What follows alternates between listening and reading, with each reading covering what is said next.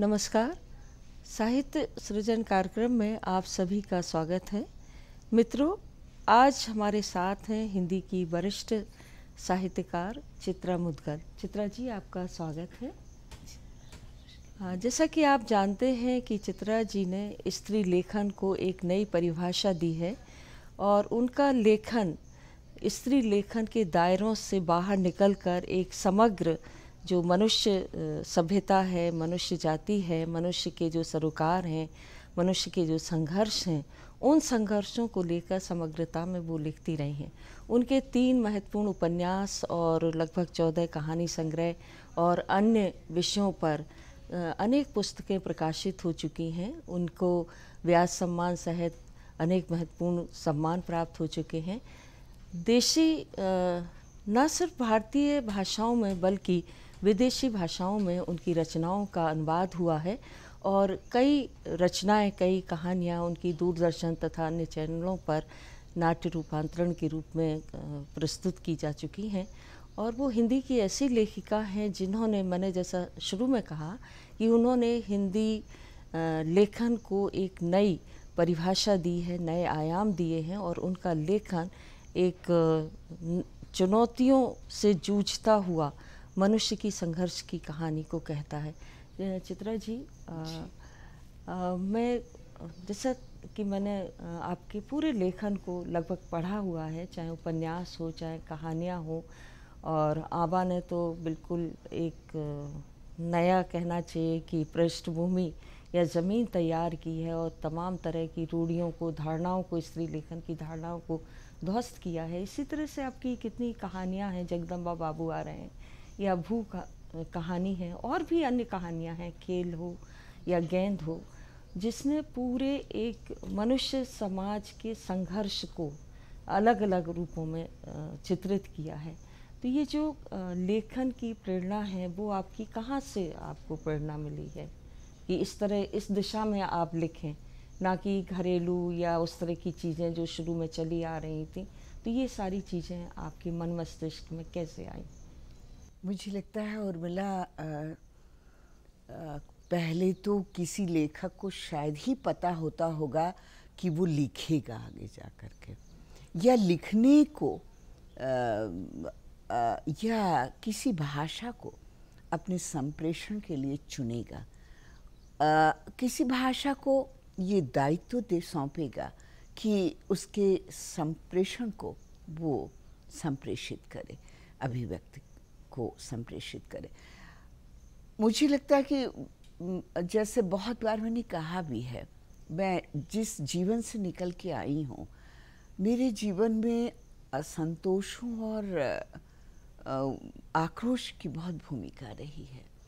हर चीज़, हर बात, हर वो अंकुश, हर वो रूढ़ी, हर वो बंधन, हर वो विश्वास जिसको कभी रूढ़ी के माध्यम से तोड़ने की कोशिश की गई, ऐसा नहीं, ऐसा होना चाहिए, वैसा नहीं, ऐसा चला आया है, चला आया है के नाम पर मैं भी क्या उसका माध्यम बनूंगी जो अब तक चला आया है। घर के तीसरे नंबर के आंगन में जो कुआं है जिसे लोहे के ढक्कन से ढक दिया गया है, क्या वो फिर खुलेगा? फिर वो बार बार खुलेगा? किस लिए खुलेगा और हमारे लिए किस लिए खुलेगा? ये भूमिका किस बात की है? ये कहीं बहुत मन में एक विद्रोह सा जो है जगाता रहा और अपने घर की स्त्रियों को भी देख करके ये बात लगती रही कि मैं मुख्य दरवाजे से निकल के क्यों नहीं जा सकती, क्योंकि मैं लड़की हूँ। मेरे भाई या मेरे घर के लड़के सब तालुकेदार में लखनऊ पढ़ेंगे या सब डॉन बॉस्को के पढ़ेंगे और हॉस्टल में रहेंगे। मैं सेंट्रल स्कूल में पढ़ाई जाऊंगी, मेरी बहन, मेरे घर की लड़कियां, या फिर हिंदी हाई स्कूल घाटकोपर, या फिर उसके पहले कन्या पाठशाला भरतीपुर, यानी अपने गांव के निकट। तो ये सारी चीज़ों पर मेरा मन कई दफ़े सोचता रहा और छोटी सी उम्र में द्वंद्व करता रहा और वो गुस्सा भरता रहा, क्यों नहीं, मेरे लिए क्यों नहीं, और वो अंतर जो बढ़ता जाता था वो बराबर नजर आता रहा। तो ये सब चीज़ें जो हैं कहीं ना कहीं मेरे मन में वो आक्रोश सा पैदा करती रही, असंतोष पैदा करती रही, और मैंने मैं सक्षम नहीं थी। एक 6 वर्ष की लड़की, मुझे अपने 4 साल तक के जीवन का अम्मा बताती थी, तब तो 4 साल की थी तुमको कैसे याद ये बात? तो मुझे याद। मेरी बहन कहती तुम्हें कैसे याद? मैंने कहा मुझे तो याद है, मैं याद दिला रही हूँ तो उनको याद आ रहा है। तो ये सारी चीज़ें जो हैं कहीं ना कहीं, तो मैं उस छोटी सी उम्र में भी प्रतिवाद तो करती थी। वो प्रतिवाद प्रतिरोध की भूमिका रच सकता है ये मुझे नहीं मालूम था। मुझे लगता है सामान्य बच्चों की तरह जो चीज़ उन्हें जैसी चाहिए अगर वैसी नहीं होती तो वो अगर उसका विरोध करते हैं तो इसका मतलब एक बालहट है, ऐसा ही माना जाता था। तो मैंने उस समय भी सोचती हूँ, और अम्मा बताती थी जब जिंदा थी कि तुमने ऐसा किया, तुमने वैसा किया, तुमने ये किया, तो मुझे लगता था कि प्रतिवाद की शक्ति मेरे अंदर थी जो मुझे नहीं ठीक से समझ में आ रहा और आप नहीं समझा पा रहे। इसी तरह से जब मैं मुंबई आई और हमें तब का बम्बई, हमें परमानेंट स्टेशन मेरे नेवल अधिकारी पिता ने दिया कि हम बाहर जाते हैं तो बच्चों को बार बार, क्योंकि मैं बताना चाहती हूँ ऐसा उन्होंने क्यों किया। मैं भरतीपुर की कन्या पाठशाला से 4था दर्जा पास करके आई थी। जब मैं बम्बई आई तो हमें सेंट्रल स्कूल के बाद जब हिंदी हाई स्कूल घाटकोपर में हमारा दाखिला कराया गया तो मैं 5वें दर्जे में मेरा दाखिला हुआ और मैं फेल हो गई। अच्छा। फेल हो गई, क्यों फेल हो गई? 5वें दर्जे से वहाँ पर गुजराती अनिवार्य थी। अच्छा। 62 में गुजरात और महाराष्ट्र बटा, बाद में बटा। वो तो मेरी स्कूली शिक्षा पहले से ही 53 से शुरू हो गई थी। तो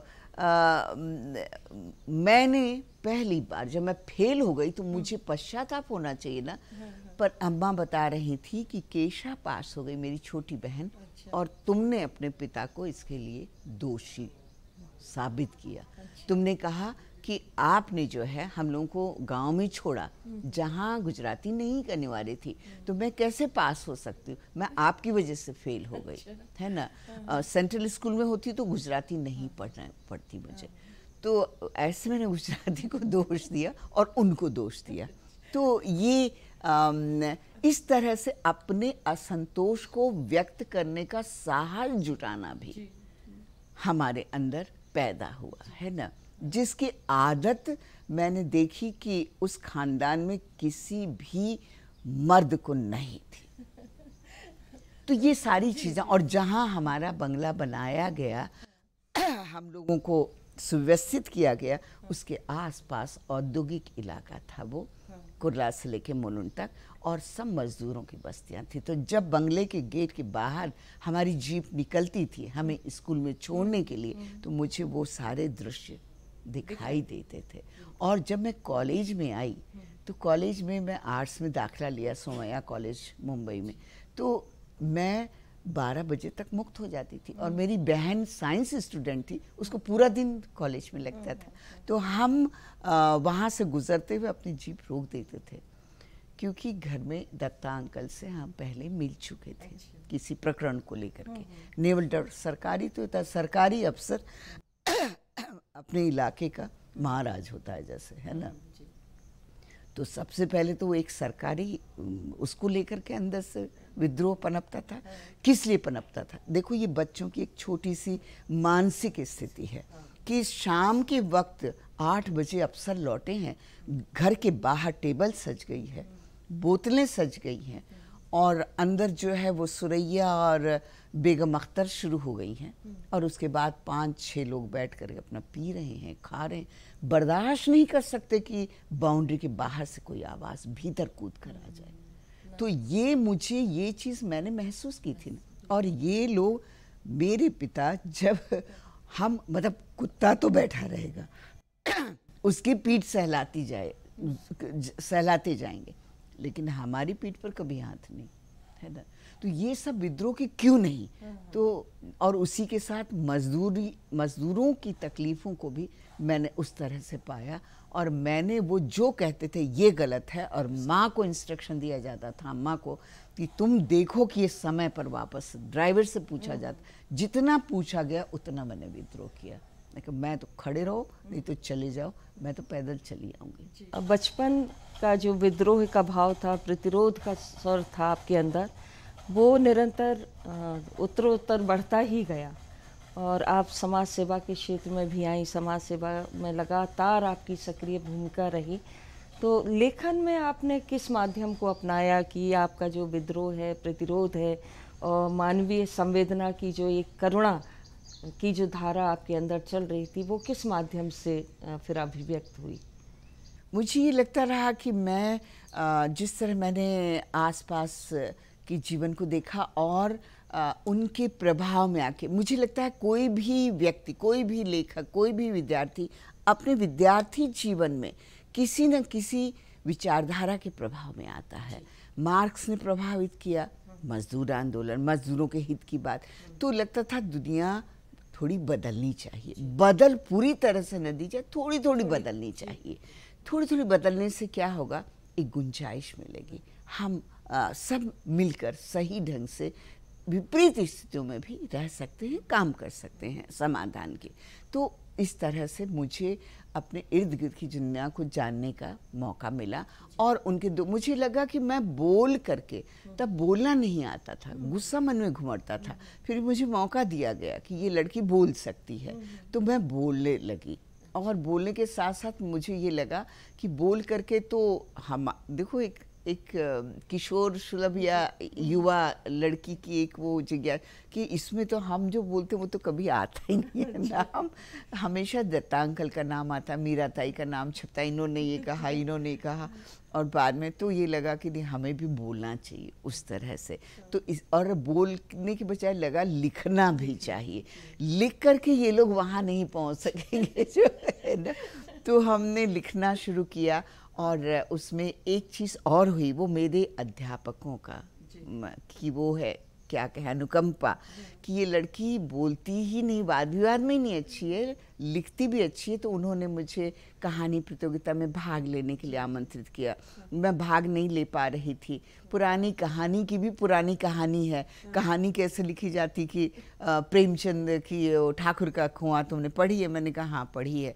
तुमने विशंबर नाथ उपाध्याय की ये कहानियाँ हर बार पाठ्यक्रम में मिलती थी, पढ़ी है? हाँ पढ़ी है। तो इस तरह से तो वैसे ही कहानी लिखो, प्रसंग याद करो अपने गाँव के, अपनी जो अंदर से तुम्हें जो तकलीफ रही है उन चीज़ों को लेके, तो याद किया और कहानी लिखी। कहानी पहले नंबर पर आई तो लिखने की शक्ति का पता चला कि पुरस्कार में भले चांदी की पॉलिश किया हुआ पीतल का कप मिला, जिसको मेरी माँ ने देख करके यूं का कहाँ धरी है, धरी वही यही का, हाँ अरे डार दूंगा कोने में ना, उनके लिए कोई कीमत, कप की कोई कीमत ही नहीं थी। वो पुरस्कार कैसे हो सकता? पुरस्कार में अगर मुहर न मिले, मतलब सोने की गिन्नी न मिले, चांदी का रुपया न मिले, तो वो पुरस्कार कैसा? तो अम्मा की दृष्टि में तो ऐसे ही बस ले आई हैं। हाँ मैगजीन में कहानी छपी वो दिखा रही, हाँ हाँ ये कौनो, अरे रामायण पढ़ा करो, जयकर जा पर सत्य सनेहू, सोते मिले न कुछ संदेहू, अच्छी बात सुनो। अच्छा, मैंने कहा हाँ भविष्य में अच्छा पति मिलेगा। मैंने कहा किस पर मोहब्बत का इजहार करूं?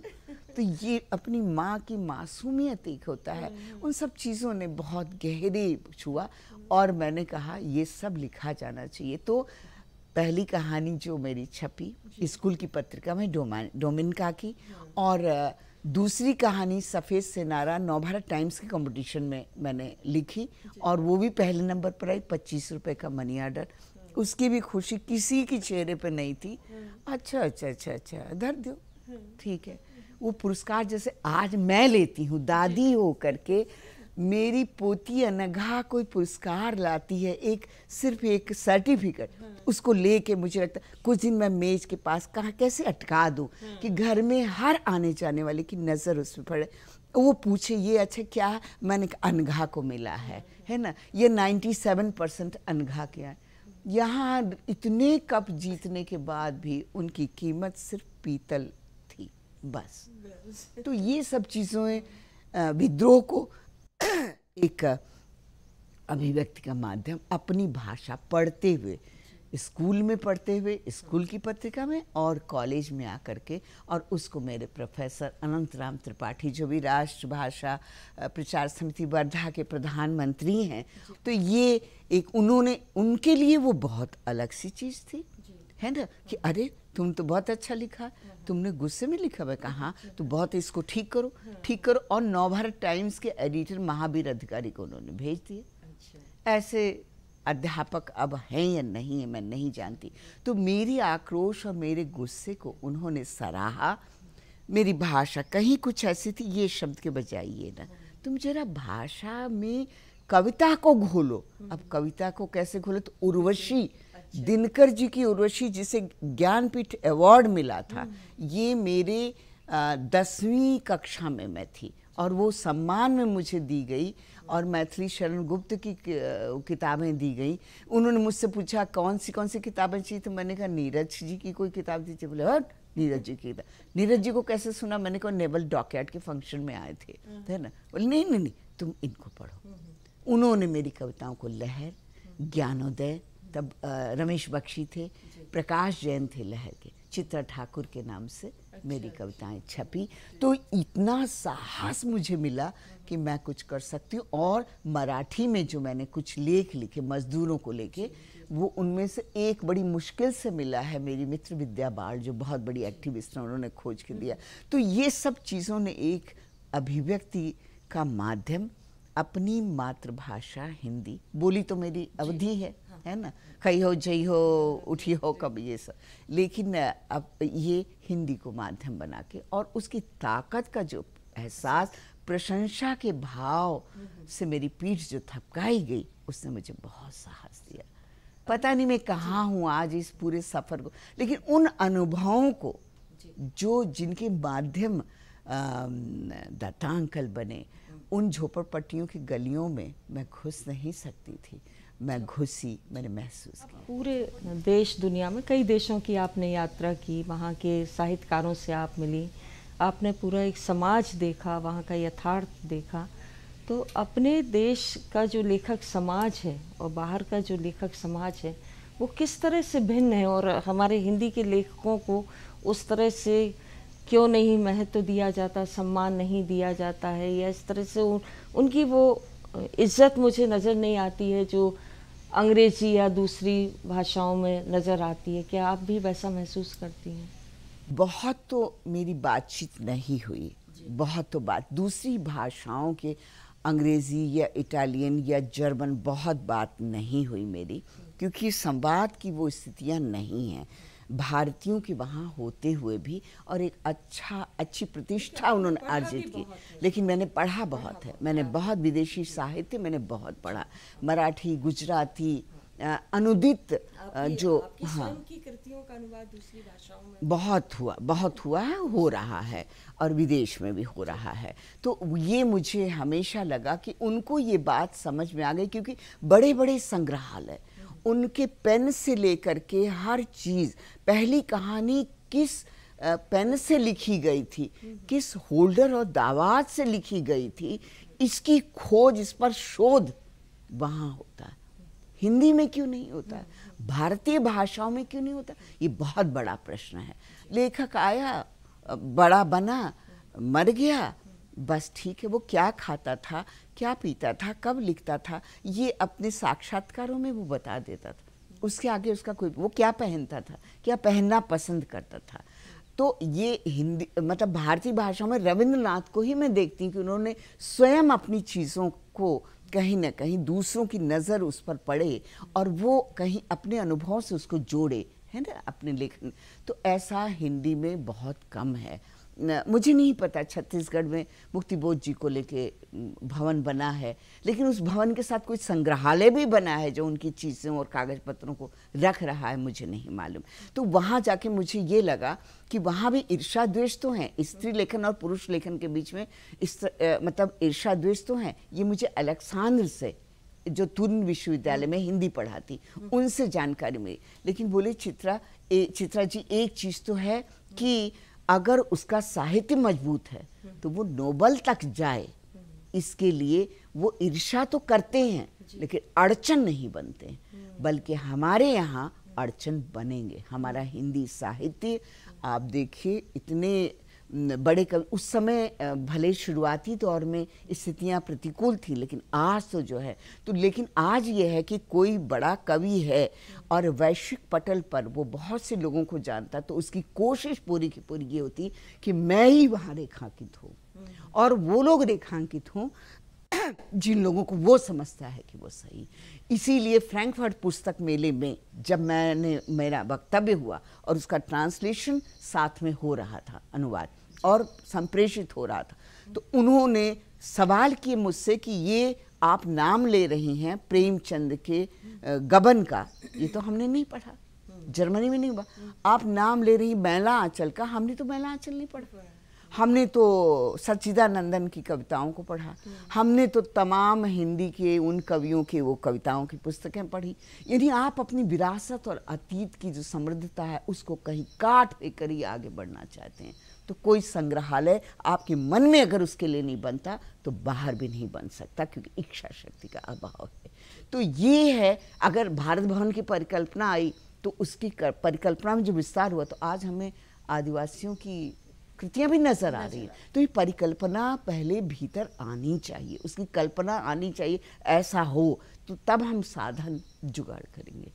आपने, आपके सामने 3 पीढ़ियाँ, आपकी खुद की, आपके वरिष्ठ और समकालीन और एकदम युवा पीढ़ी, आपको क्या नज़र आता है हमारे युवा जो लेखक हैं, लेखिकाएं हैं, कवि हैं, कि आप लोगों ने जिस तरह से लेखन को अपना एक मिशन बनाया, अपने जीवन का, अपने सिद्धांतों का, अपने लक्ष्यों का, क्या वो लक्ष्य, वो सारी चीज़ें आज के युवा लेखन में आपको नज़र आती हैं, और ये कितनी दूर तक जाएगा?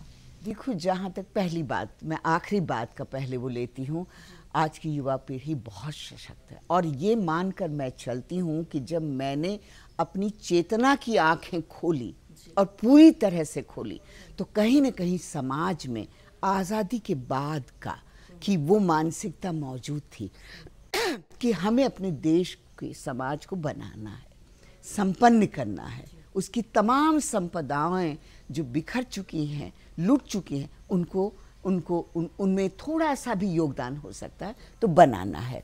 लेकिन इसी तरह से हमारे सामने आदर्श थे, दर्शन था, देश को आज़ाद करने में जो कुर्बानियाँ हुई उनका जज्बात। भगत सिंह फांसी हो जाने के बावजूद हमारे मन में जिंदा थे, गांधी हमारे मन में जिंदा थे, है ना। लेकिन आज जो नई पीढ़ी है उसको गांधीवादियों ने ही गांधी को उनसे बहुत दूर कर दिया है, क्योंकि वो गांधी बनकर सामने आना चाहते हैं। तो इसमें ये हुआ है कि नई पीढ़ी को लेके उसकी भटकन आज डिजिटल के युग में बहुत ज़्यादा सामने, उनकी राजनीति जो है, उनकी छोटी मोटी भी एक विसंगति जल्दी सामने आ जाती है। इससे ये लगता है कि ये देखो, ये तो बिल्कुल पीढ़ी पटरी से उतर रही है, ये ठीक है। वो हमारे भीतर जो आदर्श है ना, वही हमें ये कहने के लिए प्रेरित, क्योंकि हम चाहते हैं कि हमने जो भटकन का सामना किया ये ना करें, ये इससे ना, जो भी पाए वो अपनी मेहनत और अपनी ताकत से पाए। तो जो भविष्य की पीढ़ी है लेखन में, हम ये पा रहे हैं, हमारी बात की पीढ़ी बहुत मजबूत पीढ़ी है, बहुत मजबूत पीढ़ी है। तुम सब लिखती हुई, और नीलेश का उपन्यास जो आया है, मुझे लगता है सब लोग निर्विवाद रूप से एक कस्बई लड़की का ढाबे के ऊपर काम करते हुए, है ना, ये विदेश का होटल मैनेजमेंट नहीं था, हाउस कीपिंग नहीं था कि लड़कियां ट्रेनिंग लेंगी और आने वाले ग्राहकों को, यानी भोजन के लिए, भोजन की मांग, उनको कैसे, तो ये ताकत जो मिलती है। अच्छा लग रहा है कि आप पूरी युवा पीढ़ी को एक बहुत ही सकारात्मक और सशक्त, नहीं, ये चीज़ें वही साफ करेंगे झाड़ू लेकर के, वही। हाँ, ये मनोमालिन्य हमें नहीं पैदा। मैं आश्वस्त हूँ और मैं ये जानती हूँ कि अगर हम लोग हमने अपनी पीढ़ी में नागर जी को पढ़ा, मुक्तिबोध को पढ़ा, हमने उसके पहले दूसरी भाषाओं के भी शिवराम कारंत को पढ़ा, तो ये जो पीढ़ी है ये कहीं ना कहीं निश्चय ही उस कचरे को स्वयं साफ करेगी और हमारे भीतर जो हम बनते के लिए हमारे भीतर कोई कचरा नहीं है वो भी साफ करेगी। वो मेरी पोतियां उसे साफ कर रही हैं। दादी ये आप ठीक नहीं कह रही, देखिए आपने कोई लॉजिक नहीं दी इसके पीछे। तो ये है, ये नई पीढ़ी साहित्य में हम लोगों को जिंदा तभी रखेगी जब हम उसको समझेंगे और सिर्फ एक बुजुर्गों की तरह ये नहीं कहते कि जो मेरे बुजुर्ग कहते थे ये सामने वाले घर के मुख्य द्वार से तुम बाहर नहीं जा सकती। ये जो हम रूढ़ियाँ क्रिएट करेंगे ये ठीक नहीं है, हिंदी साहित्य के लिए ठीक नहीं। हिंदी साहित्य बहुत आगे जाएगा, अपने में सबको समो के आगे जाएगा। नई पीढ़ी पर मुझे पूरी आस्था है। और कब हमारे समय में तुकबंदियाँ करने वाले नहीं थे क्या? तो इंटरनेट पे भी हैं वो तुकबंदियाँ, इस बात की गवाह हैं कि वो हिंदी में कम से कम कुछ तो सोच रहे हैं, है ना। वो चाहे किसी की भी कॉपी हो तुकबंदी, है ना, तो वो कुछ तो कर रहे हैं। अरे वो हिंदी को माध्यम बना रहे हैं अभिव्यक्ति का, वो अंग्रेजी को नहीं बना रहे। मेरे लिए बहुत आश्वस्तकारी। चित्रा जी, बातें तो इतनी हैं साहित्य को लेकर, साहित्यिक तमाम चीज़ें जो हैं, विचारधाराएं हैं, आलोचना है और तमाम तरह के विषय थे, मुद्दे थे जिनसे आपसे बात करना चाहती थी, लेकिन समय की कमी के कारण फिर भी जो भी बातचीत हुई, आपने जिस तरह से साहित्य को, अपने प्रेरणा भूमि को और युवा लेखन को लेकर जिस तरह से सशक्त और सकारात्मक ढंग से देखा है, इस बातचीत के लिए आपका बहुत बहुत धन्यवाद। नमस्कार। बहुत धन्यवाद उर्मिला जी, नमस्कार। दूरदर्शन को।